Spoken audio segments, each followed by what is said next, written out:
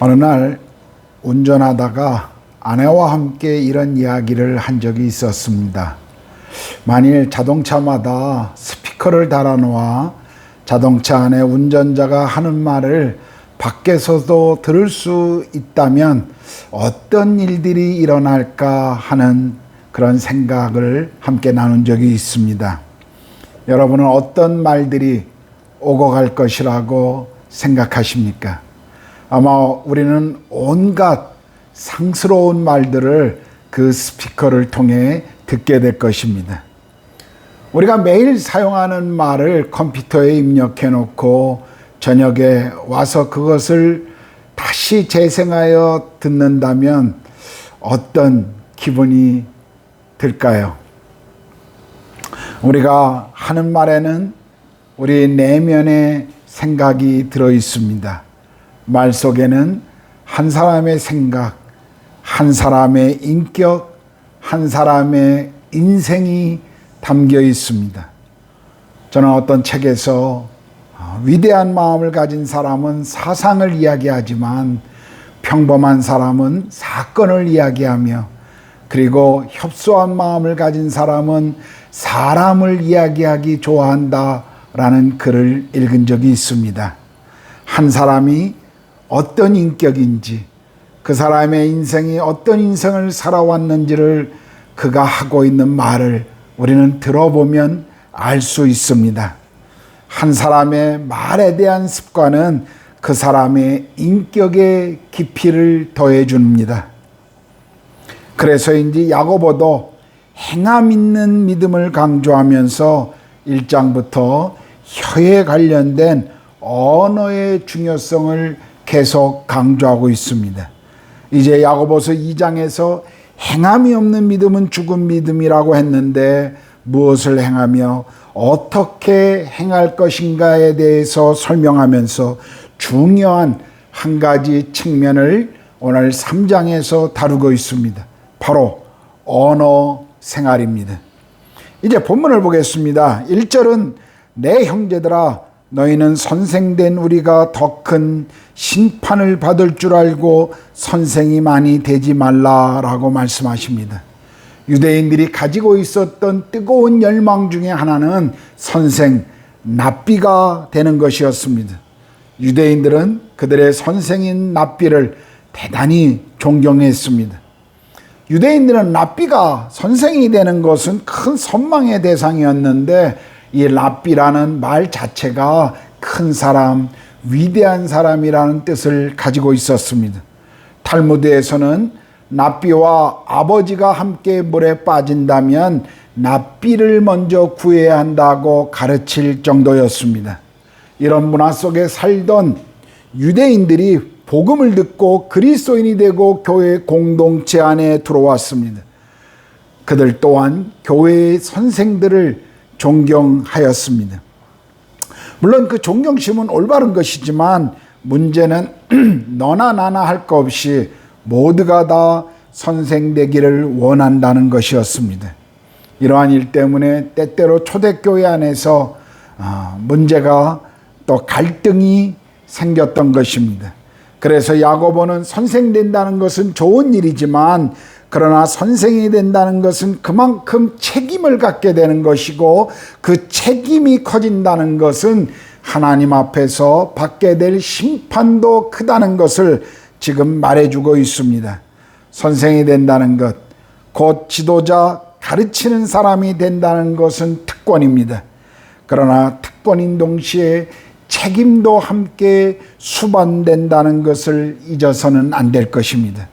제가 생각할 때 좋은 그리스도인 공동체는 가르치기를 원하는 많은 선생이 있는 모임이 아니라 겸손하게 배우고 배운 것을 실천하려고 하는 많은 사람들이 있는 모임이 좋은 공동체일 것입니다. 이제 2절을 보면 특별히 선생들은 말을 실수하기가 더 쉽다라는 것을 말씀하십니다. 이는 선생된 지도자들이 말을 많이 하는 위치에 있기 때문에 그만큼 말에 실수가 많다는 것을 보여줍니다. 그때나 지금이나 가르치는 사람은 지도자의 위치에 있기가 쉬웠을 것입니다. 왜냐하면 말을 통해 지도력을 행사하였기 때문일 것입니다. 교회에서 선생의 책임이란 하나님의 말씀을 가르치는 책임을 갖고 있는 것입니다. 따라서 이 직분에 충실하지 못하다면 하나님의 더 큰 심판 앞에 가르치는 사람들은 서게 될 것입니다. 그러므로 선생은 자신이 가르친 대로 먼저 살아야 합니다. 예수님께서도 마태복음 23장 3절 4절에서 서기관과 바리새인들에 대해서 말씀하시면서 그러므로 무엇이든지 그들이 말하는 바는 행하고 지키되 그들이 하는 행위는 본받지 말라. 그들은 말만 하고 행하지 아니하며 또 무거운 짐을 묶고 사람의 어깨에 지우되 자기는 이것을 한 숟가락으로도 움직이려 하지 아니한다라고 책망하셨습니다. 교회 공동체 안에 목사도 그렇습니다.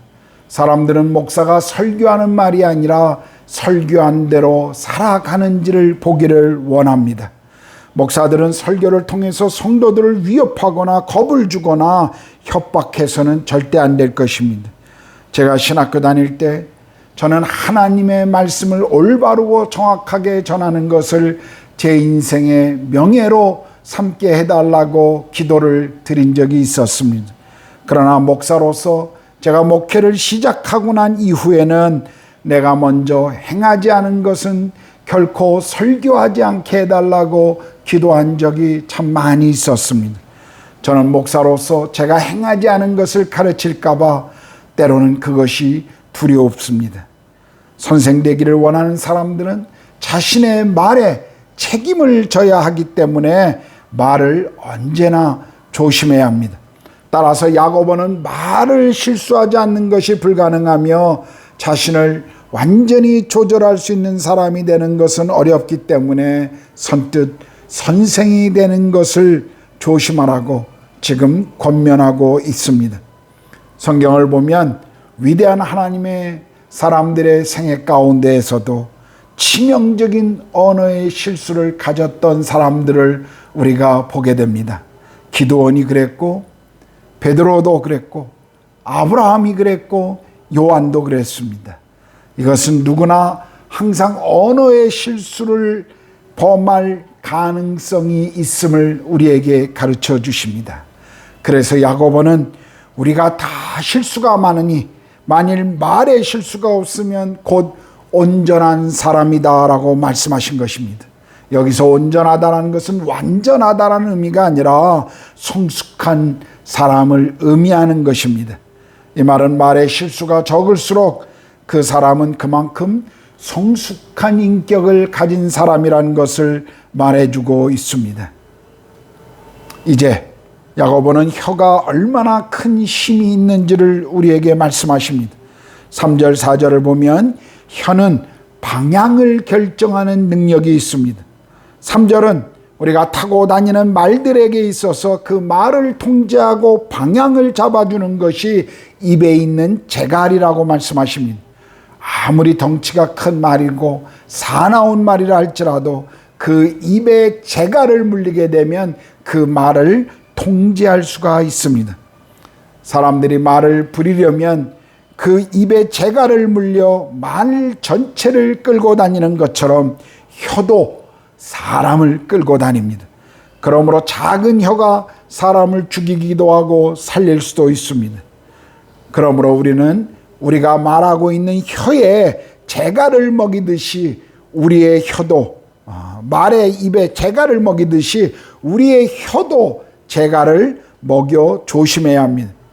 야고보서 1장 26절에서도 누구든지 스스로 경건하다 생각하며 자기 혀를 재갈 먹이지 아니하고 자기 마음을 속이면 이 사람의 경건은 헛것이다 라고 말씀하셨습니다.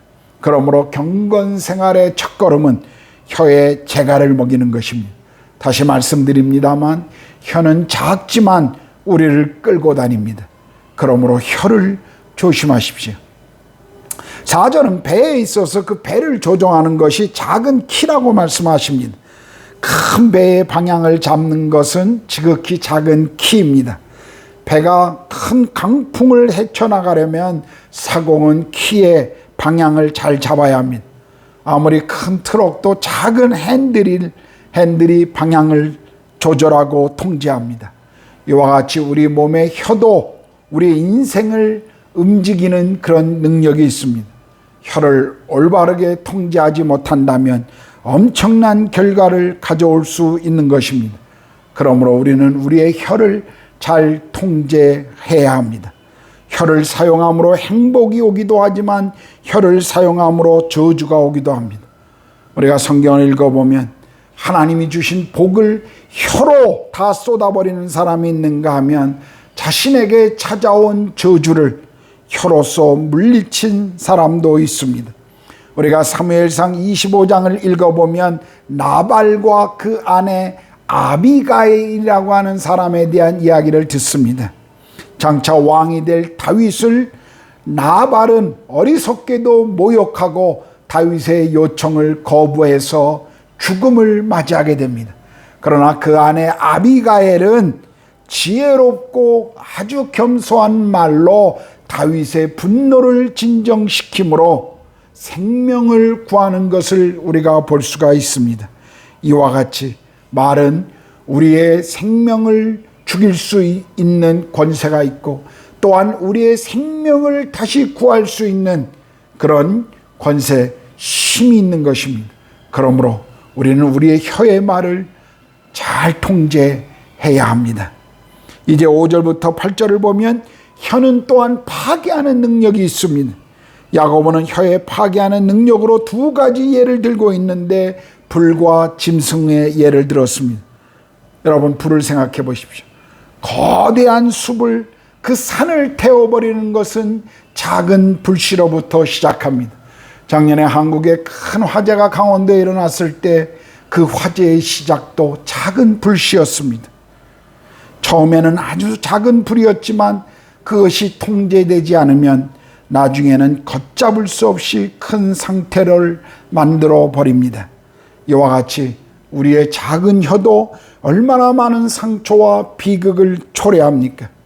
어머니가 내가 태어난 것은 내게 큰 짐이었다라는 말 때문에 평생 죄책감과 삶의 무가치함을 가지고 인생을 살았던 사람이 있습니다. 나는 더 이상 이제 당신을 사랑하지 않는다라고 말한 남편의 한 고백 때문에 평생 어두움 속에서 슬퍼하며 살았던 여인이 있었습니다. 말은 얼마든지 잔인해질 수 있습니다. 사람들을 낙심시키고 마음을 상하게 하고 상대방의 자아를 무너뜨릴 수 있습니다. 성경이 우리에게 말을 잘 통제하는 법을 배우라고 한 것은 조금도 이상한 일이 아닙니다. 또한 야고보는 7절에 우리의 말이 짐승이라고 표현하고 있습니다. 길들여진 짐승은 사람에게 아주 유익하지만 그러나 길들여지지 않은 짐승은 사납고 파괴적이고 위험하기만 합니다. 성경은 우리의 혀가 이런 짐승들처럼 길들여지지 않으면 어렵다라고 말씀하십니다. 혀는 잘못하면 우리의 인생을 망가뜨릴 수가 있습니다. 그래서 우리의 혀가 유발할 수 있는 이런 엄청난 파괴력을 우리는 경계해야 합니다. 잠언 18장 21절은 죽고 사는 것이 혀의 권세에 달렸나니 혀를 쓰기 좋아하는 자는 그 열매를 먹으리라고 경고하십니다. 이제 야고보는 성도들이 다른 사람을 저주하는 말을 사용하는 것을 경고하고 있습니다. 9절 10절입니다. 이것으로 우리가 주 아버지를 찬양하고 또 이것으로 하나님의 형상대로 지음을 받은 사람을 저주하나니 한 입으로 찬송과 저주가 나는도다. 내 형제들아, 이것이 마땅치 아니하도다. 하나님을 찬송하던 입술이 하나님의 형상으로 창조된 또 다른 사람을 저주하는 데 사용할 수 없다라는 것입니다. 신자들의 입에서는 하나님을 찬양하는 고백들이 나와야 하지 결코 저주의 말이 나와서는 안 된다는 것을 말하고 있습니다. 야고보는 이것을 효과적으로 설명하기 위해서 샘물과 나무의 예를 사용합니다. 11절 12절에서 야고보는 샘에서 단물과 쓴물이 함께 나올 수 없는 것처럼, 그리고 무화과 나무가 감람나무의 열매를 맺을 수 없는 것처럼 우리의 언어 생활도 선하고 일관성이 있어야 한다라고 가르치고 있습니다. 성경도 집사의 자격을 논할 때 일구이연하지 않고라는 일관성 있는 언어 생활을 강조합니다. 선하고 일관성 있는 언어 생활은 주님을 따라가는 우리 그리스도인들에게 참으로 중요한 것입니다. 오늘 야고보서의 말씀처럼 우리의 혀는 위대한 일을 할 수 있기도 하지만 아주 심한 파괴력을 가지고 있다는 것을 기억해야 합니다. 그러므로 우리의 혀를 통제하고 훈련해야만 합니다. 그래서 창조적이고 생산적인 언어 생활을 할 수 있도록 해야 합니다. 그러기 위해서는 첫 번째로 우리는 하나님과 교제에 힘써야 합니다. 성경은 사람이 자기 마음속에 있는 것을 말한다고 가르치십니다. 보통 우리는 우리의 마음에 있는 것들을 이야기합니다. 그러므로 성경을 읽고 묵상하고 암송하여 우리의 마음을 주님의 생각과 그분의 마음으로 채운다면 우리의 언어 생활도 달라질 것입니다. 시편 119편 9절 11절은 청년이 무엇으로 그의 행실을 깨끗하게 하리이까? 주의 말씀만 지킬 따름이니이다. 내가 주께 범죄하지 아니하려 하여 주의 말씀을 내 마음에 두었나이다라고 시편 기자는 고백합니다. 저도 예수님 믿기 전에 청소년 시절에 아주 험한 말들을, 나쁜 말을 많이 사용했던 사람입니다. 그래야 남자답고 그리고 함께 다니는 그런 친구들로 더 인정을 받을 수 있었기 때문이었습니다. 그러다가 제가 그리스도인이 되고 성경을 공부하다가 에베소서 4장 29절에 무릇 더러운 말은 너희 입 밖에도 내지 말고 오직 덕을 세우는 데 소용되는 말로 선한 말을 하여 듣는 자에게 은혜를 끼치게 하라는 이 말씀을 듣고 저는 주님 앞에 회개하고 제 언어 생활을 고치기 시작했습니다. 그런데요, 제 그릇된, 제 좋지 않은 언어 생활을 고치는 데 있어서 가장 중요했던 것은 나쁜 말을 많이 하는 환경을 떠나서 친구들, 그리고 좋은 그리스도인 친구들과 함께 시간을 보냈다는 것입니다. 좋은 언어 습관을 훈련하기 위해서는 좋은 환경, 그리고 좋은 대화의 친구들을 우리는 가지고 있어야 합니다. 제일 좋은 방법은 하나님과 함께 하는 것입니다. 우리는 기도로 우리의 말을 하나님 앞에 아뢰고, 그리고 성경 말씀을 통해서 그분과 교제할 때 이것보다 더 좋은 방법은 없을 것입니다. 그리고 우리가 정말 선하고 좋은 언어 생활을 하기 위해서는 두 번째로 성령님의 지배를 받아야 합니다. 여러분, 겁이 많고 변화묵상했던 제자들이, 그 말에, 자기 말에 책임지지도 못했던 제자들이 오순절 성령님이 강림한 이후에 변화된 사실을 기억하십니까?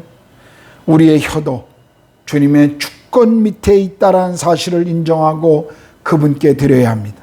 성령께서 날마다 우리의 혀를 다스리도록 우리는 기도해야 합니다. 시편 기자의 고백처럼, 시편 141편 3절의 말씀처럼 여호와여 내 입에 파수꾼을 세우시고 내 입술에 문을 지키소서라고 기도해야 합니다. 성령님의 지배를 받으면서 또 입에서, 혀에서 잘못된 말이 나오면 포기하지 말고 죄를 자백해야 합니다. 자백은 더러운 발을 날마다 씻는 것과 같습니다. 우리의 언어 생활에 잘못된 것이 드러날 때마다, 내가 원하지 않은 말들이 튀어날 때마다 우리는 성령님 앞에 다시 그것을 내려놓고 그분의 지배를 받아야 합니다.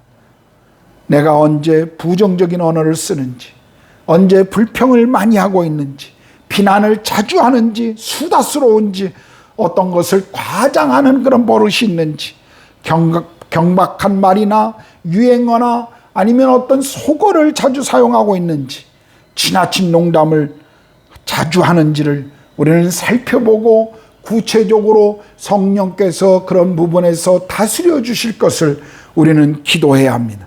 성령님께 통치받는 혀는 놀라운 일을 할 수 있습니다. 우리는 다른 사람들을 위로하는데 우리의 혀를 사용할 수 있습니다. 우리 주변에는 상하고 지친 사람들이 참 많이 있습니다. 그들을 위로하는데 우리의 혀를 사용해야 합니다. 우리의 혀가 성령님께 통치를 받는다면 우리는 우리의 혀를 사용해 예수 그리스도를 증거할 수 있습니다. 주를 알지 못하는 이들에게 주님을 알게 하는 놀라운 도구로 우리의 혀가 사용될 수 있습니다. 주를 찬양하는 것으로 우리의 혀를 사용해야 합니다. 다른 이들을 저주하거나 비난하는 것이 아니라 주를 찬양하는 아름다운 혀로, 다른 이들을 격려하는 아름다운 혀로 우리의 혀를 사용할 수 있을 것입니다. 혀를 통제한다는 것 정말 어렵습니다. 그래서 우리는 더 성령님의 그 통제 앞으로 날마다 나아가야 하는 것입니다. 세 번째로, 선하고 아름다운 말을 사용해야 합니다. 말에는 우리가 이제까지 본 것처럼 능력이 있고 힘이 있습니다. 하나님께서도 이 세상을 창조하셨을 때 그분의 말씀으로 창조하셨습니다. 예수님께서도 귀신을 굴복시켰을 때, 그리고 귀신을 쫓아내실 때에도, 그리고 병을 고치고 바람과 파도를 잠잠하게 하실 때에도, 그리고 죽은 자를 다시 살리실 때도 그분은 말을 사용하셨습니다. 성도들의 말에는, 그 말 속에는 능력이 있습니다. 그러므로 우리는 말할 때 선하고 긍정적인 축복의 말을 해야 합니다. 아이들을 껴안아주고 나는 너를 사랑한다라고 말해 보십시오. 아내와 남편을 포옹해주고 정말 당신이 멋져라고 한번 말해 보십시오. 부모님께 전화해서 그동안 길러주신 은혜에 감사하다라고 말해 보십시오. 부하 직원들에게 잘했다고, 수고했다고, 다음에 좀 더 노력해보자라고 격려와 칭찬의 말을 해보십시오. 그 모든 말을 듣는 이들은 기뻐하고 즐거워할 것입니다. 그러나 그 말을 하고 있는 여러분도 또한 행복감을 누릴 수가 있을 것입니다. 우리의 말은 우리의 인격을 보여줍니다. 잠언 10장 20절은 의인의 혀는 수는과 같다고 하였습니다. 여러분의 말은 귀 기울일 만한 가치가 있습니까? 이제 설교를 마치겠습니다. 요즘 우리는 코로나 사태 때문에 말을 많이 할 수 없는 상황 속에 살고 있습니다. 친구들을 만나고 교회 믿음의 가족들을 만나 마음 편히 이런저런 이야기를 하던 때가 언제인지 아련한 기억 속에 사라져가고 있습니다. 서로의 만남과 방문도 이제는 조심스러워하고 있습니다. 특히 가족들이 한국에 있고 혼자인 인도에 남아있는 지체들은 더 혼자 있는 시간이 많아졌습니다. 이럴 때 이런 시간을 살게 하시는 주님께서 우리에게 원하시는 것이 무엇일까요? 여러분, 그것을 한번 생각해 보셨습니까? 그동안 우리는 너무 많은 이야기를, 너무 많은 시간 동안에 우리 이야기만 주님께 하느냐고 주님의 이야기를 듣지 못했습니다. 그런데 지금 이런 시간을 통해 우리가 주님의 말에 귀 기울일 것을 주님은 원하지 않으실까요? 사람과의 대화를 잃어버린 시간, 주님과 대화를 시작해 보십시오. 주님께 여러분의 생각을 기도로 말씀드리고 그분의 말씀인 성경을 읽으며 그분과 더 만나며 알아가는 시간을 가져보십시오. TV와 인터넷을 끄고 저녁 기도 시간에 알람을 맞추어 놓고 함께 기도해 보십시오. 기도하고 난 이후에 성경을 매일 한번 읽어보십시오. 조용히 여러분의 영혼 성숙을 위해서 이런 시간을 여러분이 갖는다면 이 시간은 여러분의 인생의 놀라운 축복의 시간이 될 것입니다. 그리고 우리가 지금껏 살아오며 했던 말들, 그 수많은 말들을 나는 기억 못하지만 그러나 그 말을 듣고 상처가 되었던 사람들, 가족들은 기억할 것입니다. 우리가 했던 그 많은 말들 정말 다 의미가 있었던 말들일까요? 또 사람들이 듣지 못할 때 내가 혼자서 했던 말들, 함부로 내뱉었던 말들, 사람들은 듣지 못했지만 하나님은 듣고 계셨습니다. 하나님은 우리가 누구인지 어떤 죄인인지를 알고 계십니다. 그래서 오늘 말씀에 우리의 혀가 얼마나 큰 죄를 지을 수 있는지, 주님의 통치를 받아야만 하는지를 강조하고 있는 것입니다. 가족과 친구와 그리고 동료의 마음을 알아주고 위로하고 힘을 주었던 그런 진실한 소통을 여러분은 언제 해보셨습니까? 오늘 말씀으로 우리의 그동안에 허무하고 의미 없었던 말들, 상처를 주었던 말들, 후회가 되었던 말들, 또 마땅히 해야 할 말들을 하지 못했던 그런 후회스러운 시간들에 대해서 우리는 회개하고 돌이키는 시간이 되어야 할 것입니다. 주께서 주시는 은혜로 가족과 이웃들에게 따뜻한 소통의 말을 시작하는 것을 우리는 배워야 할 것입니다. 칭찬과 인정과 격려의 말을 시작해 보십시오. 우리의 혀는 엄청난 일을 할 수 있습니다. 상처를 어루만져 줄 수 있습니다. 낙심한 마음에서 용기를 줄 수 있습니다. 사랑을 표현할 수 있습니다. 하나님을 찬양할 수 있습니다. 진실되고 선한 말은 우리가 하나님의 자녀라는 것을 보여줄 것입니다. 우리의 혀가 상대방을 찌르는 비수가 아니라 상대방을 살리고 격려하는, 그리고 상대방을 세워주는 복이 되기를 축복합니다. 우리의 혀가 그런 축복의 도구가 되도록 성령님, 그분 앞으로 다시 나아가는 시간이 되기를 축복합니다. 기도하겠습니다.